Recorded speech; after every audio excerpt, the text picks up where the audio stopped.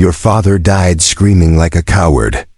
And you walk around pretending his blood made you special. Those words were heard by 47 Marines as Gunnery Sergeant Victor Mercer said them to Staff Sergeant Joel Kriener before grabbing her collar and throwing her face first into a freezing mud pit at Camp Loon, where she hit hard, her mouth filling with red Carolina clay, her nose cracking on a buried rock as blood mixed with mud, while the company watched and laughed. One Marine telling her to stay where trash belongs, and another saying the mud improved her face. Mercer standing over her with his boots inches from her skull, declaring this was what happened when the Pentagon tried to turn warriors into babysitters for females who had no business in uniform.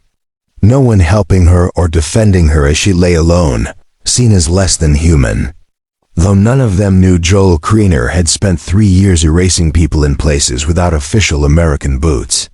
Or that her father had not died screaming but killing 15 enemy combatants while saving 3 teammates. The Medal of Honor presented by the President draped over his casket at Arlington. And the pendant beneath her mud-soaked uniform, carrying words that had guided her through horrors they couldn't imagine. When she finally stood with blood running from her broken nose, something had changed behind her eyes. She was no longer earning respect but deciding how completely to destroy what Mercer believed about himself as the November rain turned the decades-old mud pit into a freezing soup at 39. Wind cutting through wet uniforms, and after the call to watch and subscribe, Joel Kriener, 29'5'6", 138 pounds of lean muscle, rose slowly with dark hair fallen from its bun, face caked in mud and blood, nose visibly crooked, standing at attention without wiping her eyes or touching her injury, gaze fixed beyond Mercer's shoulder with absolute stillness born of training, while Mercer, 41, 6'0", 219 pounds of institutional authority, circled her with satisfaction. Certain his beliefs about women in combat were right after 18 years in the Marine Corps and 2 force reconnaissance deployments to Afghanistan. He ran the Advanced Infantry Training Program with absolute control and zero tolerance for what he called social engineering. Experiments meant to weaken the fighting force he had devoted his life to. While behind him Captain Nathan Voigt watched from the covered platform, his expression unreadable, but his eyes fixed on Joel with an intensity born from reviewing her service record 3 times and finding it more unsettling each time. Years redacted above his clearance.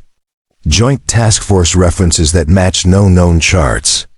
The unmistakable sign of serious authority hiding her past, making him realize she was not a routine infantry staff sergeant, and likely something Mercer was unprepared to face. As Joel's fingers barely moved toward her collarbone to touch the pendant hidden beneath her mud-soaked shirt, the last piece of her father and a classified story none of the surrounding Marines could understand. Unaware they had humiliated a woman who had killed more enemies than most would see in a lifetime. A woman who learned to shoot before she could multiply fractions under the guidance of her father, Master Sergeant Raymond Kriener. A Marine raider with 11 deployments, across 4 continents, who never spoke of his classified missions, but trained her every weekend from age 6 in breath control, trigger discipline, wind reading, and disappearing into terrain. Skills that made her outshoot most Marines by 14 and place second nationally by 17. When he told her, "Second place means you survived," words she later understood after his death on a classified mission in Syria. His Medal of Honor presented by the President, while the true operation and intelligence he protected, saving thousands of civilian lives, remained secret. Followed weeks later by a letter from the CIA offering her a choice she accepted. Serving 3 years with the unacknowledged Task Force Reaper across multiple denied countries. Earning sealed commendations. Killing confirmed enemy combatants. Saving teammates, carrying lifelong scars. Until she transferred to conventional forces, officially for burnout, but truly because of the pendant at her chest bearing the Marine Raider insignia and 3 engraved words from her father, "Make them remember after years in the shadows." Choosing now to build rather than destroy by training the next generation of warriors, she wanted to honor her father's memory by shaping Marines who would carry his legacy forward long after she was gone. But the Marine Corps saw only a female staff sergeant requesting an infantry assignment during a controversial period of integration. A potential headline and political liability to be managed rather than an asset to be used. Failing to see Master Sergeant Raymond Kriener's daughter, or the classified skill set she carried like a loaded weapon. While Gunnery Sergeant Victor Mercer's understanding of strength and weakness had been forged by his father, Master Gunnery Sergeant Harold Mercer, a feared drill instructor whose brutal methods left lasting damage and were quietly buried by reassignment. Shaping Victor's childhood in a world where weakness was punished, tears were swallowed, and women were spoken of only as support for real warriors, never equals. So when he learned a female infantry Marine was being assigned to his command, it shattered his belief system. Not as a policy disagreement, but as an attack on everything his father taught him and everything he believed about the natural order. Convincing him he could not allow her to succeed, because her success would mean his father was wrong and his life built on lies. A conclusion he could not accept, which is why the mud pit incident was deliberate. Planned during the morning's combatives demonstration when he selected Joel as an example under the guise of technique regardless of size. Then applied a hip throw with excessive force and drove her face first into the mud, holding her there long enough to ensure every Marine witnessed her public humiliation. The laughter that followed was uncertain at first. A few nervous chuckles from Marines, unsure if they were supposed to find it amusing. Then louder as they realized their gunnery sergeant expected them to join in. Growing even louder as group psychology drowned out individual discomfort. But not everyone laughed. Corporal Desmond Hale, 23, a quiet, squared-away infantryman from rural Georgia with 4 years of spotless service, stood at the edge with arms crossed and jaw tight, watching Joel push herself up from the mud with blood running down her face, and something shifted behind his eyes. He stepped forward, asked Mercer if the demonstration was complete, his level voice carrying an edge that drew attention, only for Mercer to order him silent under threat of joining Joel in the mud. So Hale returned to formation but locked eyes with her, silently acknowledging the injustice. Captain Voigt descended deliberately from the observation platform, ordered Mercer to end the morning's evolution, told Joel to clean up, see medical, and report to his office. And at 1500 hours, she walked away from the mud pit without looking back. Blood still dripping from her broken nose, mud caked across her uniform. Every step controlled as her father had taught her. While 47 Marines watched, most seeing a humiliated political insertion. A lesson learned, but a few noticing the stillness. The absence of panic or breakdown, sensing she was not what Mercer claimed. In her quarters she stripped off mud-soaked utilities, faced the mirror, seeing her crooked nose, dry blood and red clay, hands shaking not from cold or adrenaline but from buried emotions. Gripping the sink, trying to breathe as her father had taught her, until tears came in uncontrollable sobs. Mourning humiliation, lost humanity, the lives she had taken.